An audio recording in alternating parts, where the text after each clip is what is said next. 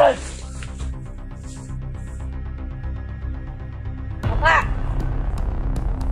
Sino ka? Nakuha ko yung tauhan mo. Patay na.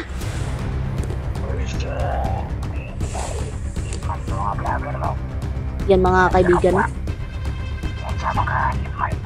Patay na yung mga tauhan mo. Isol.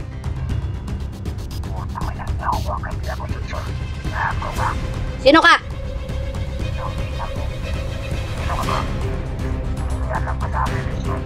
Patay na yung mga tauhan mo. Pinatay ko na.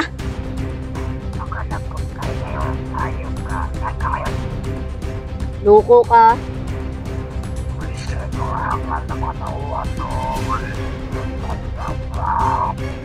Inautusan mo pa yung mga tauhan mo na magkuha ng tao para ialay sa libreta dahil malapit na yung kabilugan ng buwan. Loko ka.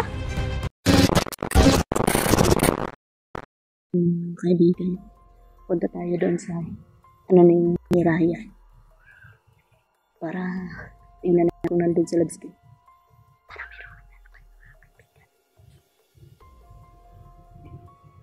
Para meron ako narinig na naglalakad mga kaibigan.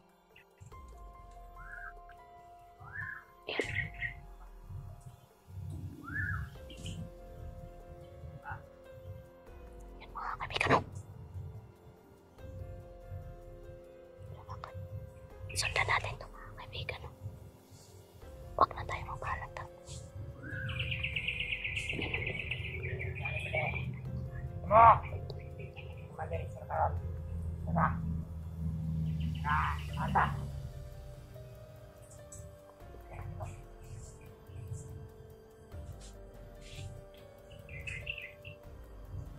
Sundan natin ito mga kaibigan na yan. Nakatagulilong naman ako mga kaibigan. Yan o.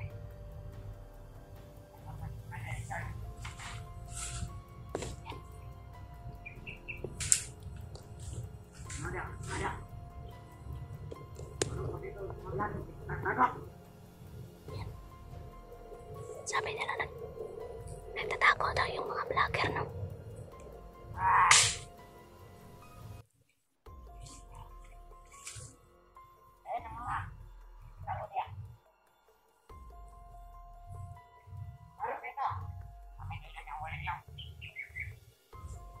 Alam nila yung tagulilong. Yan yung isa. Yan yung isa.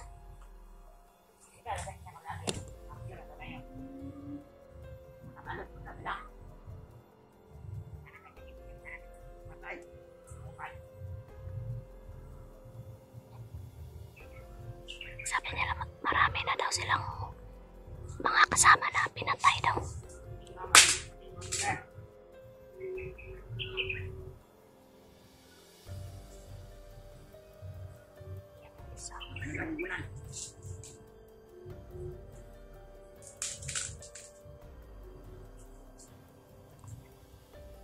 Kailan tayo mabalat daw kasi dalawa sila mga kaibigan.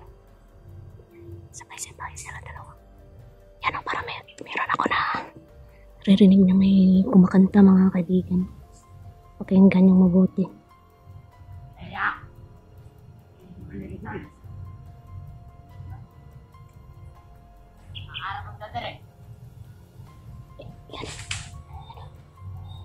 Sundan lang ang dahil sa lalaki.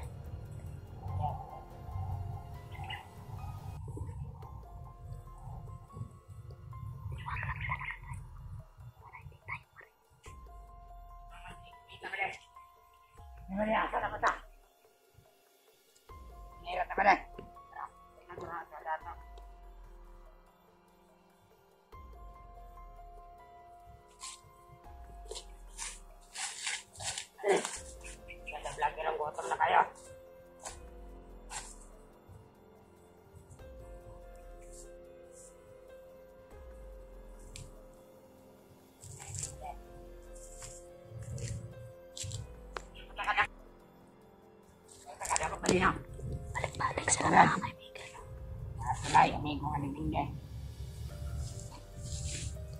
Hindi sila daw makaano masyado kasi Meron daw tayong kaibigan na din, hindi mga kaibigan. Pero sundan natin to. Makakuha tayo ng Jimboy. Mapatayin natin itong dalawa na to.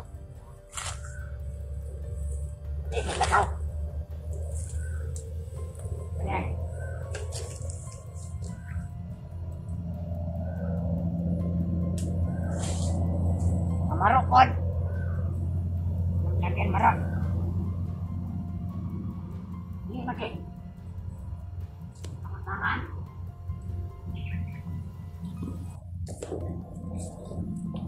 Sabi nila magaling daw yung mga vlogger kasi nagtatago daw mga kaibigan.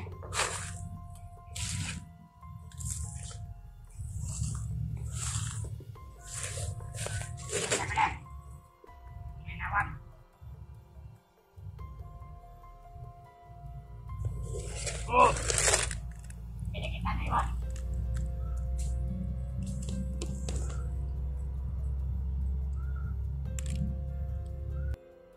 Vamos. Nawag na si Commander. Sino Commander? Ninong kayo. Yan mga kaibigan. Tumawag si Isol sa kanila.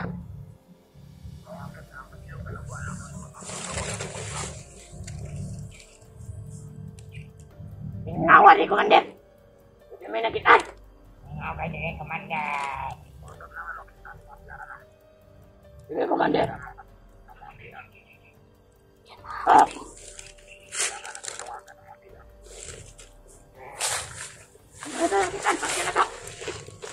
Sige. Tignan mo ko naman, Commander. Commander. Ah. Oh, Commander. Sino ka? Sino ka? Nakuha ko yung tauhan mo. Patay na.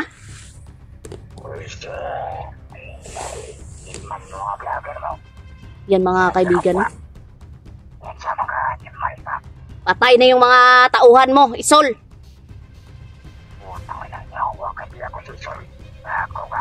Sino ka?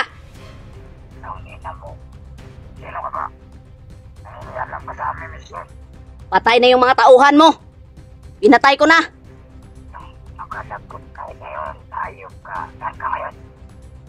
Loko ka.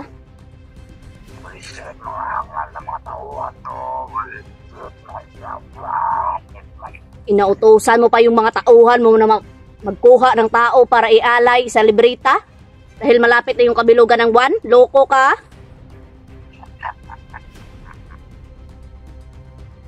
Wala na. Patay na. Ubusin ko yung mga tauhan mo.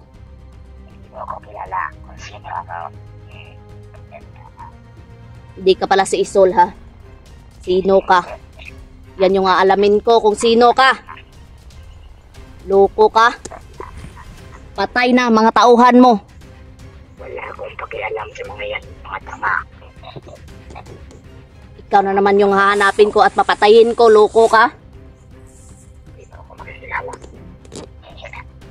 Utos-utos ka pa kung magkuha ng mga bihag. Ikaw yung hangal, loko. Mga buwisit na vlogger kayo. Subukan na pumunta rito. Sa kabilang bundok. At napusin ko kayo. Meron ka palang kabilang bundok ha. Antayin mo kami dyan. Papatayin ka namin. Matapang lang. Samahan mo yan. Mapuntahin mo. Loko ka. Akala mo ba si Isol lang yung nagbubuhan ng mga biyak? Sino ka ba? Loko ka. Yung mga kaibigan. Nakita na ako noon. May binibigyan akong batang biyak dito sa area mo. Loko ka. Sama ko si Pastor. Ikaw pala yun. Kilala ko kayo mga hangal. Sino ka ba? Si Waldog? Sinusubaybayan ko kayo. Loko ka. Hindi na lang ang kulang. Wala kang kwenta. Mabuhay muli ang libreta Loko ka. Paunahan lang tayo kay Bradley. Papatayin talaga kita pag nakita kita, loko ka. Malaking igmaan ang magaganap. Mabuhay na namin ang libreta. May mga kaibigan, pakinggan mo nyo yung sinasabi niya, no? Malaking Ang dating plano ni Balto na buhayin ang hukluban. Isinamtabi muna namin yun. Kasi magpapalakas kami kapag mabuo na namin ang kapangyarihan ng libreta. Makakamit na namin ang kapangyarihan walang hanggan. loko ka. Akala na ba? Matatapos kami ng karunang kadali.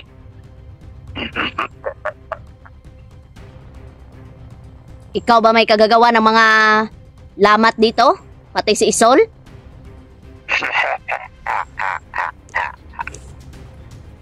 Okay ba yung pagkagawa ko ng mga musika? Yung mga kaibigan. Ikaw pala talaga. Kayo pala talaga ang may gawa nito.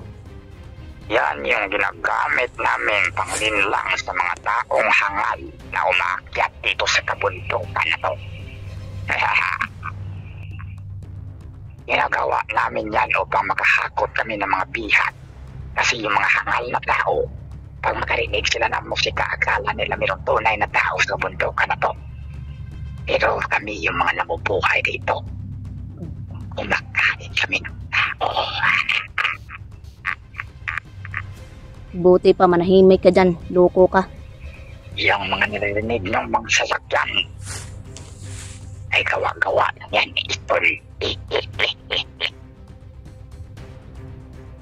Paano na lang kung ako ang gumawa ng mahika? Ano kayang mangyayari sa inyo, mga hangal na vlogger? Yang mga mandana na silitawan, mga galamay ko lang mga putang inang yan. Ang tagal din magkuha ng mga bihan, mga walang silbi. Loko na ito mga kaibigan. Hello, nandiyan ka pa ba? Loko ka.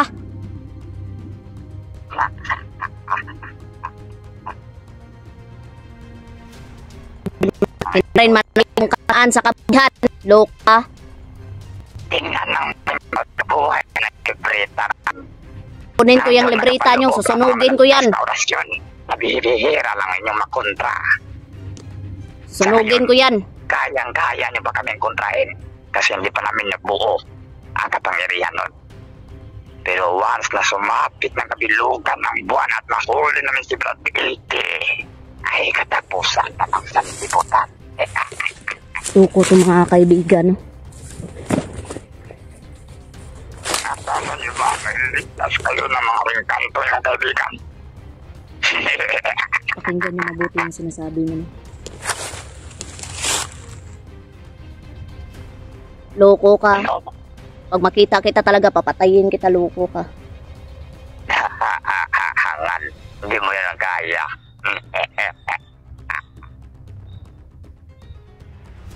Yan o. Pakinggan nyo yung musika mga kaibigan. Maganda bang pagkagawa ng musika na Isol? Loko ka talaga, hayop ka. Yung magkapatid na Isol at Valdol ay mga malalakas din ang taglay nilang panglinlang.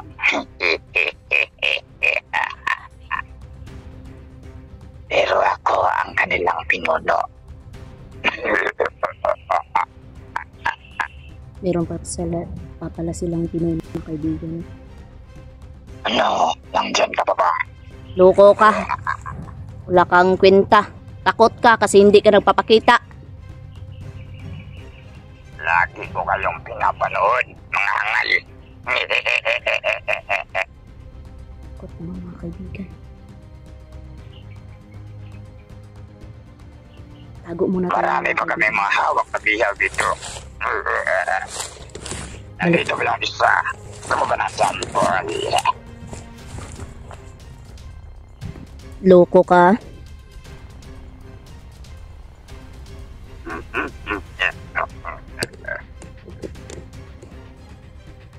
Tumilim na ang sanlibutan. Dumilim na mga kaibigan.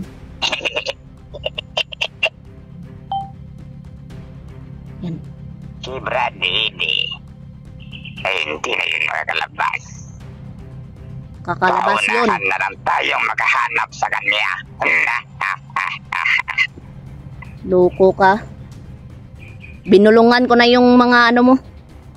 Mga tauhan mo para hindi mo na mabuhay. Siyempre alam ko na yun. Wala na yung mga silbi. Once na mamatay na yan, hindi ko na yan bubuhayin pa. Loko. Hindi lang naman mga yan yung mga aking mga tauhan. Marami pa yan. Maghihikayat kami ng mga taong gustong sumama sa kapangyarihang walang hanggan. Baka gusto mong sumali sa grupo ko. Sumali sa grupo mo, loko ka ba?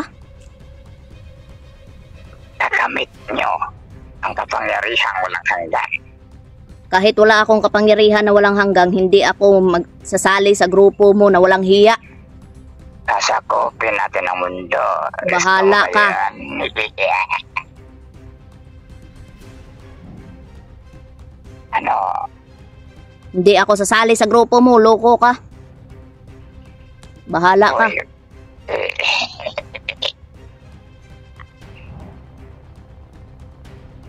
Okay ba yung mga gawa-gawang patunog ni Isol? Loko kayo talaga, no? Paninlang talaga kayong mga tao kayo. Tao na hayop. Siyempre naman, ganon talagang buhay. Loko na mga Upang kaibigan. kami lalakas, kinakailangan namin pumatay.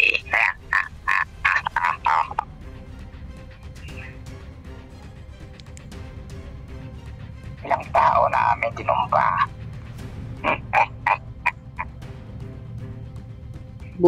Buti na magpahinga ka na dyan. Loko ka. Yan ang akala mo. Naririndi na ako sa boses mo. Musta?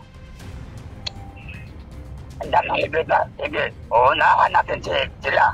Nahanapin si Bradley. Loko ka. No, Loko ka. Walang hiya ka. merong nakapasok na i-vlogger, babae, brother. Dito. Nakausap ko siya. Sinumba na naman yung mga tao ko. Yung mga hangal at tauhan ko, mga walang kwenta.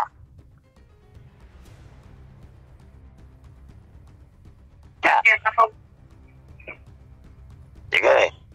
Tutugisin natin mga yan, mga hayop na vlogger na yan. Nandiyan ka ba ba? Loko ka.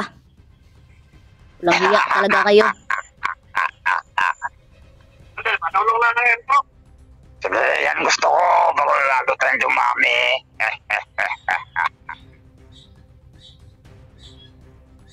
Paalam na, hangal na vlogger. Ikaw ang hangal. Yung mga kaibigan. Loko talaga te. Hindi pa pala si Isol at si Baldog yung naghaharian dito. Kundi mayroon pa silang mas malakas pa sa kanila. Yun yung tumawag. Buti na lang nakuha ko yung cellphone ng tauhan.